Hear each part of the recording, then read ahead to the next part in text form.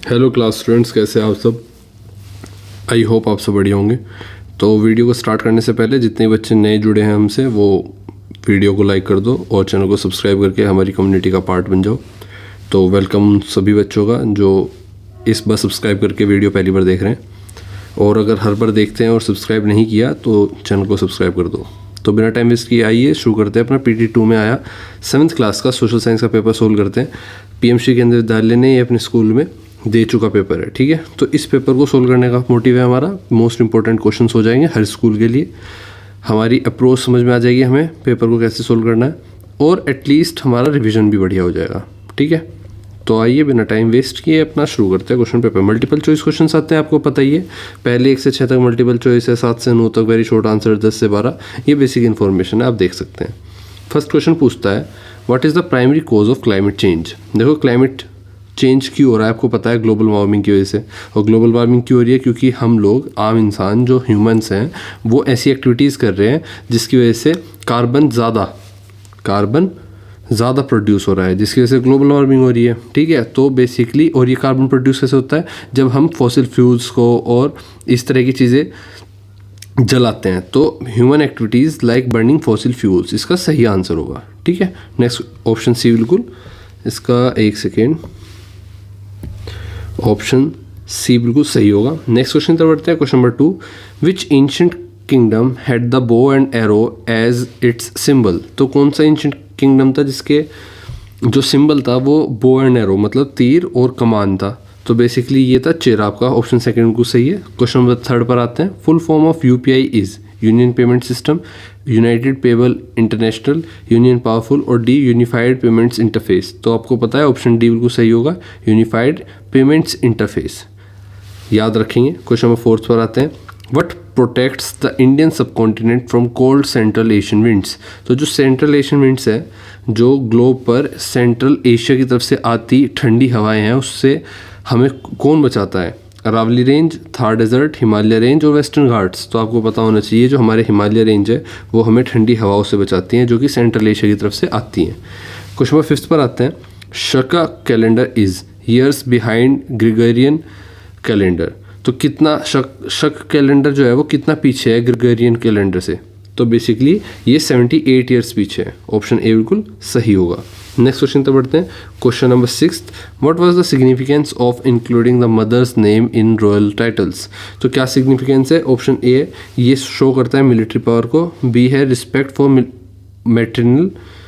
मैट्रिनियल heritage, C confuse historians, और D show of wealth. तो option B बिल्कुल सही होगा, रिस्पेक्ट फॉर मैट्रिलिनियल हेरिटेज, मतलब इंपॉर्टेंस ऑफ मदर, जो माँ की पीढ़ी चली आ रही है उसकी इंपॉर्टेंस दिखाने के लिए रिस्पेक्ट देते थे, ठीक है। ऑप्शन बी बिल्कुल सही होगा। क्वेश्चन नंबर 7 पर आते हैं। Very short answer type question आपके सामने 3 क्वेश्चन है, 2 नंबर के, ये आपको साइड में दिख रहे हैं। 7th पूछता है describe the significance of Sangam literature. तो संगम लिटरेचर का आप अच्छे से 2 नंबर का है तो एटलीस्ट 2 पॉइंट लिखेंगे, या छोटा सा एक पैराग्राफ लिख सकते हैं। तो डिस्क्राइब करना है सिग्निफिकेंस ऑफ संगम, आइए लिखते हैं। तो देखो बेसिकली आप प्रॉपर इस तरह से लिखोगे। तो देखो आपका आंसर होगा Sangam literature is the earliest and most important source, most important source for understanding the social, cultural, political and economic life of ancient South India. तो एंशिएंट साउथ इंडिया जो था, इंडिया इस तरह से था, इसका साउथ हिस्सा नीचे का था। इसको समझने के लिए संगम लिटरेचर सबसे मोस्ट इंपॉर्टेंट मानी जाती है, पुरानी मानी जाती है, ठीक है। और इसमें वो सोर्सेज अवेलेबल हैं। दूसरा पॉइंट ये है कि इट रिफ्लेक्ट्स ह्यूमन। देखो आप पेपर में छोटा आंसर लिख सकते हो, अपनी क्लास के हिसाब से लिख सकते हो, लेकिन मैं यहाँ पर वो आंसर लिखा रहा हूँ जो कंप्लीट है अपने आप में, ठीक है, जिससे आप आगे के लिए भी तैयार कर सकते हो। तो it reflects human emotions, value such as love, heroism, एक सेकेंड, हाँ, love, heroism, generosity and ethics, showing the high literary and cultural development of the Sangam age. तो संगम एज के टाइम पर हाईएस्ट लिटरेरी रेट था और कल्चरल डेवलपमेंट काफ़ी अच्छा हो चुका था। ह्यूमन एथिक्स के बारे में, ह्यूमन इमोशंस के बारे में, उनकी वैल्यूज़ के बारे में ये शो करता है, ठीक है। नेक्स्ट क्वेश्चन तो बढ़ते हैं। क्वेश्चन नंबर 8, 7 हमारा हो गया। 8 कहता है what do you know about NDRF। तो एनडीआरएफ के बारे में आप क्या जानते हैं? National disaster response force, basically national disaster response force, मतलब कोई भी डिज़ास्टर होता है, किसी भी तरह की आपदा आती है तो सबसे पहले यही एनडीआरएफ ही रिस्पॉन्स करती है, ठीक है, रिस्पॉन्ड करती है। इट इज़ बेसिकली, इसका आंसर आप प्रॉपर यहाँ पे लिखते हैं, the NDRF is specially trained to respond to natural as well as human made disaster। मतलब कोई मान लो ह्यूमन मेड डिज़ास्टर किस तरह के होते हैं, मान लीजिए किसी बिल्डिंग में कोई कमी आ गई और बिल्डिंग अपने आप गिर गई, किसी पुल को गलत बना दिया, वो पुल अपने आप गिर गया, कोई ब्रिज गिर गया, ठीक है, natural as well as human.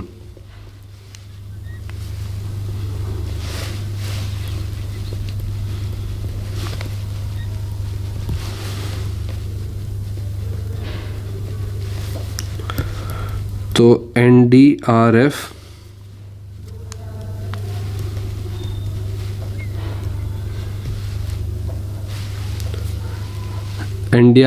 battalions are located at 12 different locations।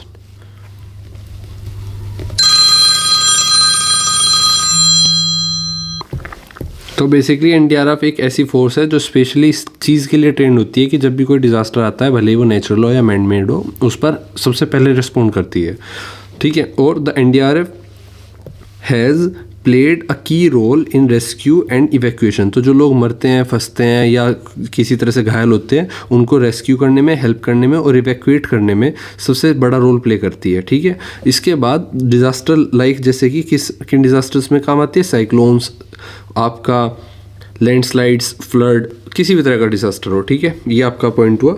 Next question तो बढ़ते हैं। क्वेश्चन नंबर 9 हमारे सामने, state 2 advantages of paper currency over metallic coins. तो पेपर करेंसी की 2 एडवांटेजेस बतानी है आपको ओवर मेटेलिक कॉइन। तो आइए देखते हैं, यहाँ पर लिख लेते हैं अपना आंसर। तो बेसिकली देखो, paper currency is lighter than metal, paper currency is lighter than metal coins. एक तो यही बात हो गई, हल्की हो गई, कैरी करने में इजी है, आप ज़्यादा से ज़्यादा कैरी कर सकते हो, ठीक है। मेकिंग इट कन्वीनियंट,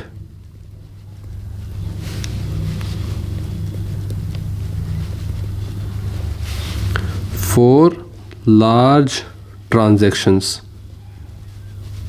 इसके बाद प्रिंटिंग पेपर नोट्स जो होते हैं,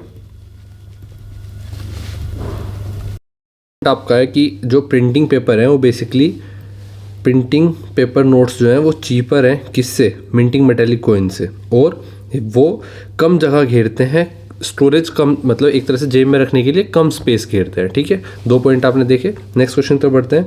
क्वेश्चन नंबर आपका 10th की तरफ बढ़ते हैं। हमने 9th कंप्लीट किया, 9th आपका कंप्लीट हो गया है। शॉर्ट आंसर टाइप क्वेश्चंस आपके सामने, ये हमारे सामने जो हमने क्वेश्चन किए वेरी शॉर्ट आंसर टाइप थे। शॉर्ट आंसर टाइप क्वेश्चंस में आप देखो, क्वेश्चन नंबर 10th कहता है what was the main contribution of the Satavahana dynasty. तो सातवाहन डायनेस्टी का मेन कंट्रीब्यूशन क्या था, ये याद रखना है, ठीक है। तो बेसिकली आप जब पेपर में लिखोगे उसके लिए आपको पहले पॉइंट्स याद करने होंगे। पॉइंट्स कैसे देखते हो आप? पॉइंट्स को ऐसे देखो कि सातवाहन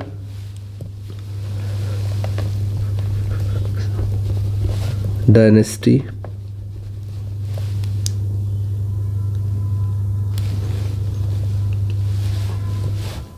ठीक है। अब इसके पॉइंट्स देखते हैं। दे प्रोमोटेड ट्रेड एंड कॉमर्स, एक पॉइंट हो सकता है आपका।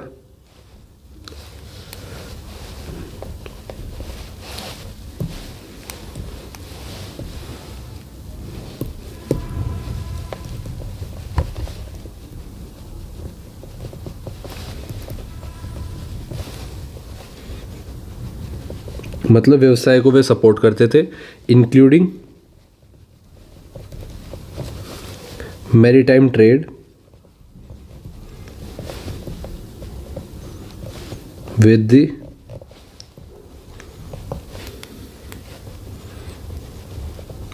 रोमन एम्पायर, देखो कितनी दूर तक ट्रेड करते थे, ठीक है। Which brought great economic prosperity to the kingdom, जो क्या लाती थी, किंगडम को एक महान किंगडम बनाने में बहुत बड़ा रोल प्ले करती थी। तो विच brought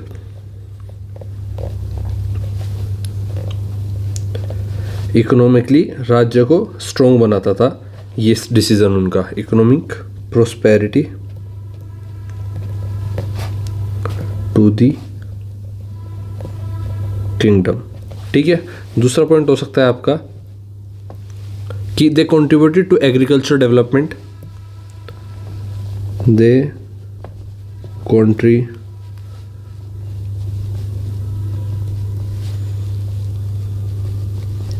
contributed to agricultural development and especially in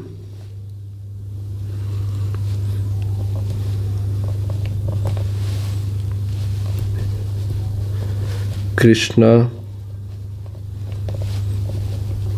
Godavari river system, ensuring economic stability,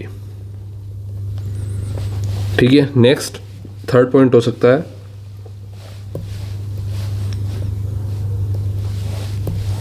कि दे पैट्रोनाइज्ड रिलीजन,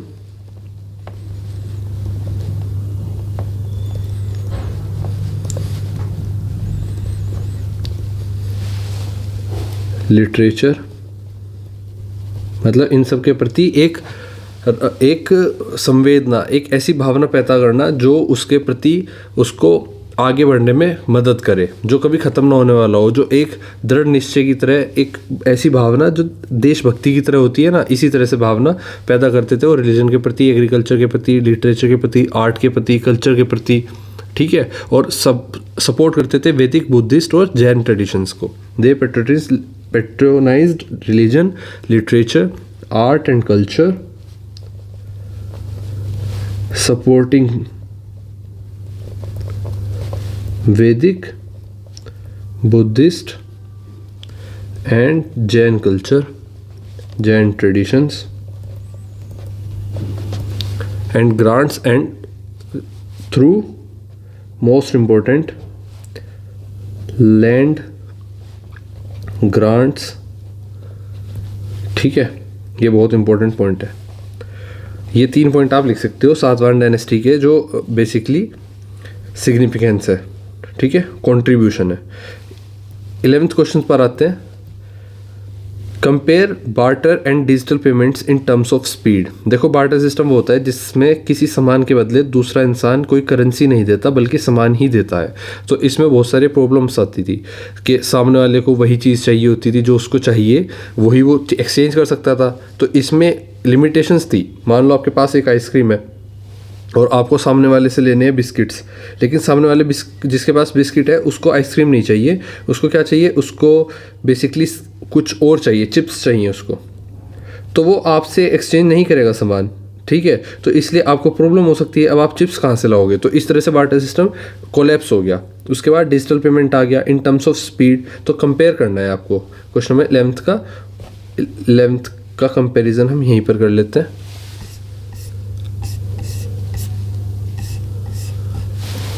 हेडिंग डालेंगे आप बार्टर सिस्टम और digital currency.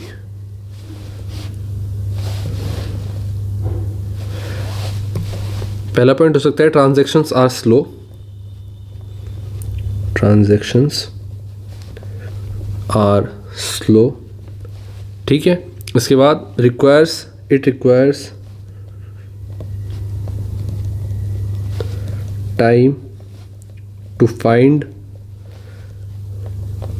Someone with mutual, जैसे मैंने बताया म्यूचुअल नीड्स, दोनों की नीड्स वो ही होनी चाहिए जो उनको चाहिए।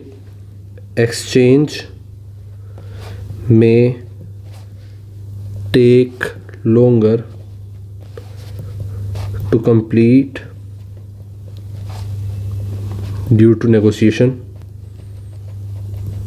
इसमें कोई फिक्स तो था नहीं कि इतना देने पर इतना ही मिलेगा। तो ये टाइम भी लगता था नेगोशिएट करने में कि इतना ही सामान मैं दूंगा और इतना ही सामान मैं लूँगा।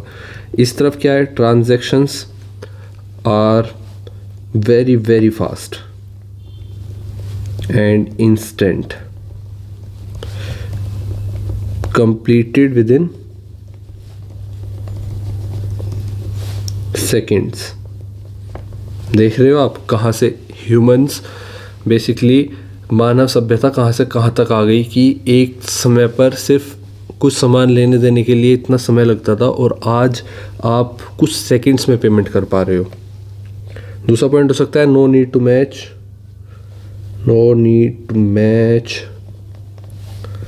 needs, payments is transferred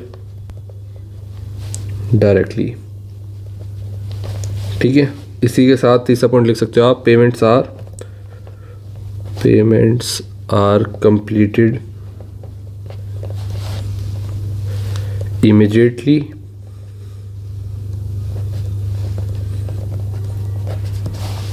using technology.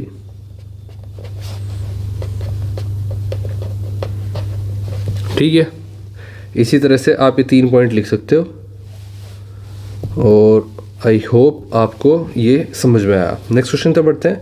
Question number basically आपके सामने है, क्वेश्चन नंबर 12। इस क्वेश्चन में पूछा गया है कि how does climate cause disaster. तो क्लाइमेट कैसे डिज़ास्टर कॉज करता है। प्रॉपर आंसर लिखना पड़ेगा हमें। प्रॉपर आंसर देखते हैं 11th क्वेश्चन का। 11th नहीं, ये 12th क्वेश्चन है, how does climate cause disaster.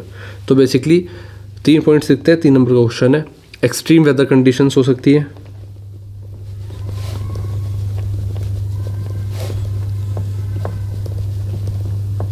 ठीक है, इसकी वजह से कोई भी डिज़ास्टर आ सकता है, जैसे कि सच एज हैवी रेनफॉल। अगर आपको आदत है स्किप करके वीडियो को बाद में स्क्रीनशॉट लेने का आंसर्स के, तो आपको समझ में नहीं आएगा मैं क्या लिख रहा हूँ। ये तभी आएगा जब मैं जो बोल रहा हूँ वो आप सुनते भी रहें और देखते भी रहें। Such as heavy rainfall, strong winds.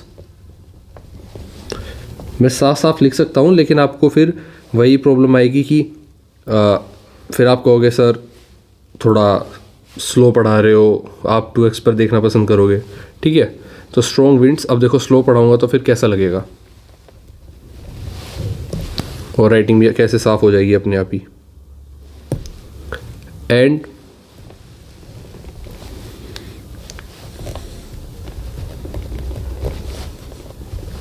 prolonged droughts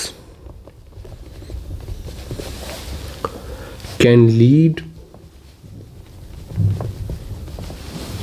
to disaster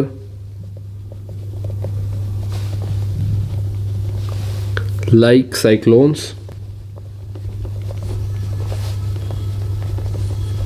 flood, landslides and forest fire। ठीक है, बट इसमें लगता है टाइम, तो हम लिखेंगे थोड़ा तेज ही। नेक्स्ट पॉइंट हो सकता है heavy rainfall.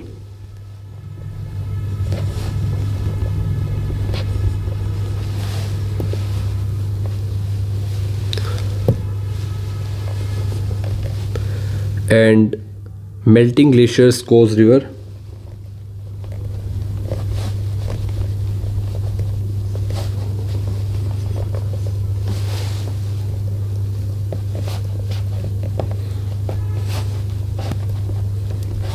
rivers and lakes to overflow, resulting floods and landslides, especially in hilly region। और थर्ड पॉइंट लिख सकते हो आप, हॉट एंड ड्राई और windy conditions increase the risk of forest fires। ठीक है, तो हॉट एंड ड्राई विंड्स जो है बेसिकली वो क्या करती हैं, वो इंक्रीज़ करती है, विंडी लैंड्स जो होते हैं वो इंक्रीज़ करते हैं risk of forest fire, forest में फायर लगने के, क्योंकि हॉट क्लाइमेट होगा तो वो फायर लग सकती है फॉरेस्ट में। तो ये आपका हो गया जो कि बेसिकली एक्सट्रीम वेदर कंडीशंस में कैसे डिज़ास्टर आ सकता है, कैसे कोज कर सकता है क्लाइमेट डिज़ास्टर को। Question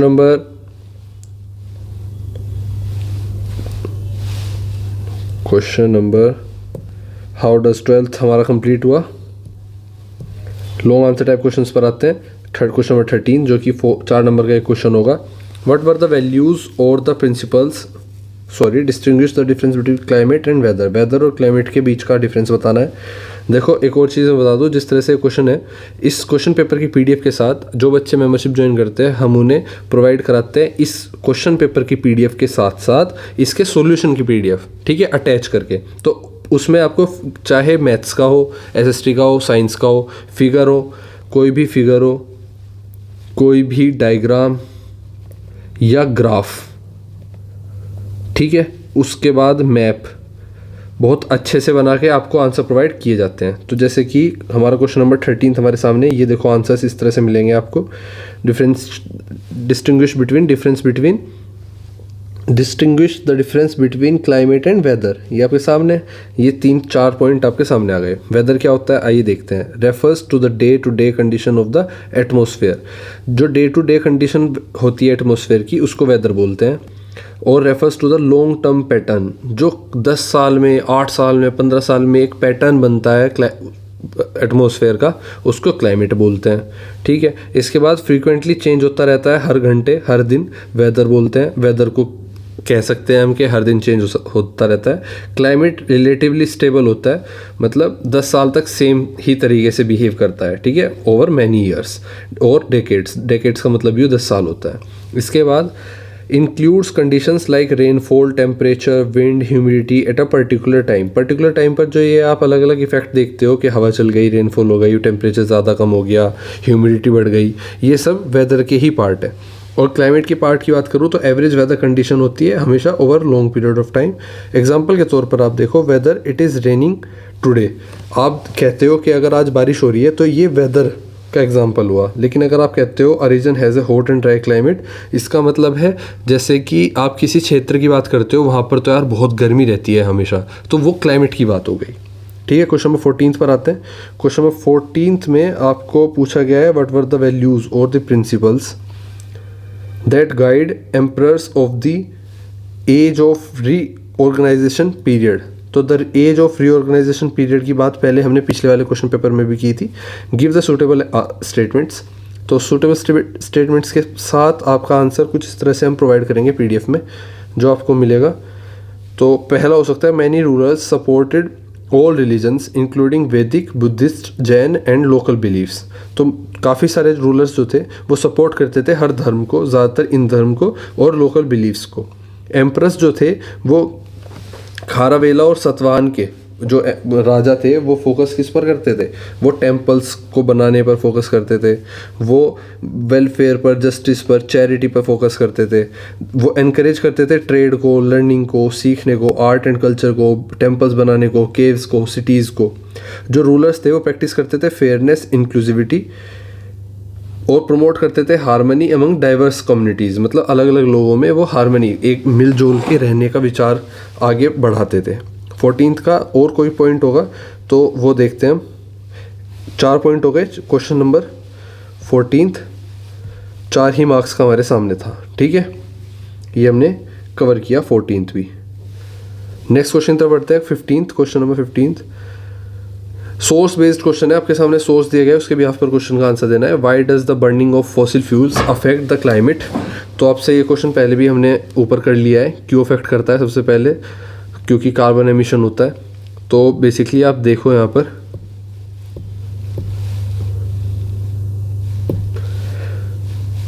in the earth's natural carbon cycle, carbon dioxide and other gases are released gradually into the atmosphere and trap heat from the sun. Climate change refers to significant long-term changes in the climate. Understanding the relationship between the cause of climate change.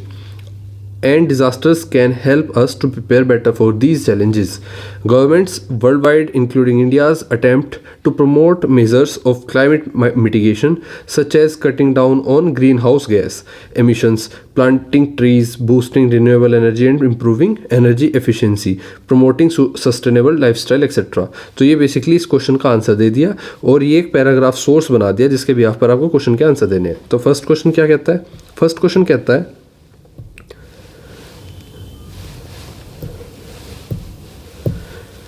एक second. First question पूछता है कि what is mean of CO2. CO2 का मतलब क्या है? अब देखो CO2 का मतलब है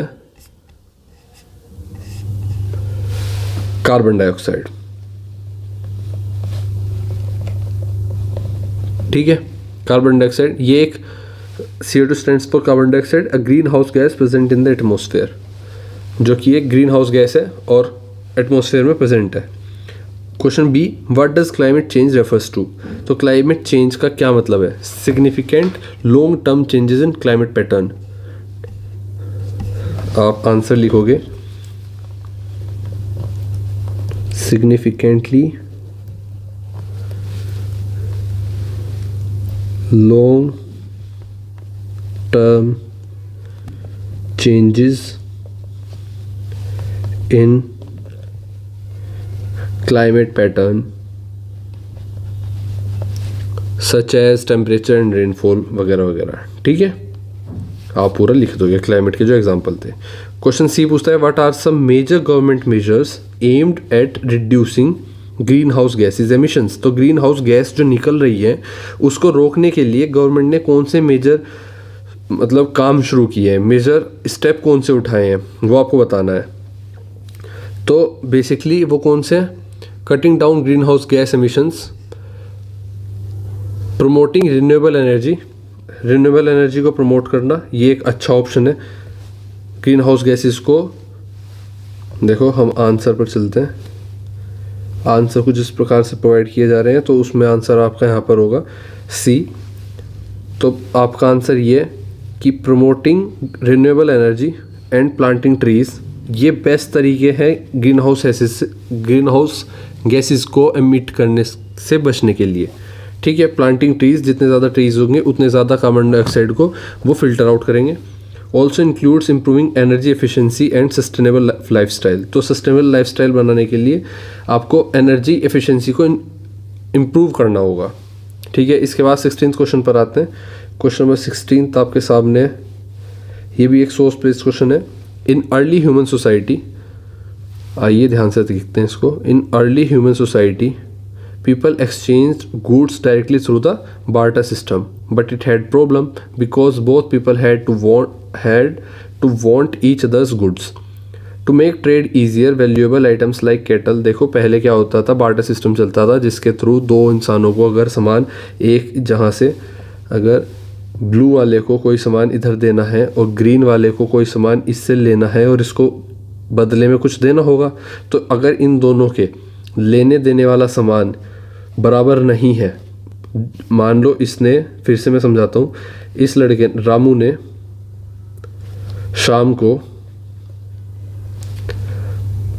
दिए एक एप्पल दिया और शाम को चाहिए आइसक्रीम, तो राम से, और राम को दे रहा है वो क्या, राम को दे रहा है वो बिस्किट, और राम को दे रहा है बिस्किट, राम को बिस्किट ही चाहिए, राम को बिस्किट ही चाहिए, तो राम बिस्किट ले तो लेगा, लेकिन बदले में क्या दे रहा है, बदले में दे रहा है वो एप्पल, पर शाम को एप्पल नहीं चाहिए, शाम को चाहिए आइसक्रीम. तो यहाँ पर बार्टर सिस्टम फेल हो जाता है. ठीक है, बट इट हैड प्रॉब्लम्स, ये प्रॉब्लम्स थी, और both people had to want each other's goods to make trade easier. Valuable items like cattle, salt, cowrie, shells and metal were used as commodity money. तो ये सब चीज़ें as a money use होती थी कि किसी ने इसके बदले चावल दे दिए, किसी ने नमक दे दिया, गेहूं दे दिया. और as a trade grew, metal coins made of copper, silver and gold become common because they were durable and easy to carry. Basically इस समय के साथ क्या हुआ, metal coins, copper coins, silver gold coin जो थे वो ज़्यादा ड्यूरेबल थे, मतलब जेब में रखने के बाद ख़राब नहीं होते थे, काफ़ी दिन चल जाते थे, तो इजी टू कैरी भी थे. वो मेन ट्रेड में उनका यूज़ होने लगा. उसके बाद लेटर पेपर करेंसी बनी, आने वाले समय में पेपर करेंसी देखी गई, फिर इंट्रोड्यूस हुआ क्योंकि वो हल्की थी पेपर करेंसी, कन्वीनियंट थी, कॉइन से बेहतर थी।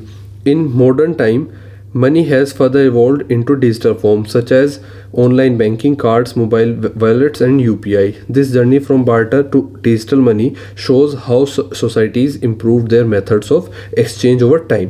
आप देखो पिछले का बार्टर सिस्टम वगैरह तो आपने नहीं देखा, लेकिन आपने अपनी आंखों से पहले कैश चलता था और अब कैश से ज़्यादा UPI चलने लगा, ठीक है, ऑनलाइन बैंकिंग चलने लगी। तो हमने अपनी आंखों के सामने मनी की करेंसी का एक्सचेंज होते देखा, ठीक है। इसके भी आप पर क्वेश्चन क्या है, क्वेश्चन है what was the earliest method of exchange used by people.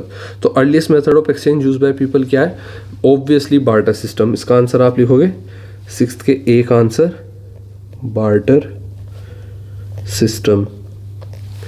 दूसरे क्वेश्चन पर आते हैं, what items were used as commodity mean, commodity money. तो कमोडिटी मनी के तौर पर कौन से आइटम यूज किए जाते थे, कैटल, इसके साथ सॉल्ट, कॉरी, शेल्स और एंड मेटल्स, ठीक है। क्वेश्चन डी पर आते हैं, डिस्क्राइब टू एडवांटेजेस, डी ये सी है, describe two advantages of metal coins over commodity money. तो कमोडिटी मनी के ऊपर मेटल कॉइन्स बेहतर थे, इसके दो आंसर, दो कारण बताओ। एक तो durability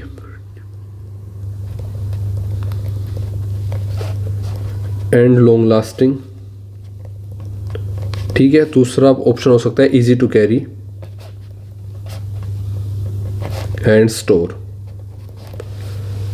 next map based question आपके सामने, क्वेश्चन नंबर 17, आई थिंक ये लास्ट क्वेश्चन होगा, 3 नंबर का क्वेश्चन है।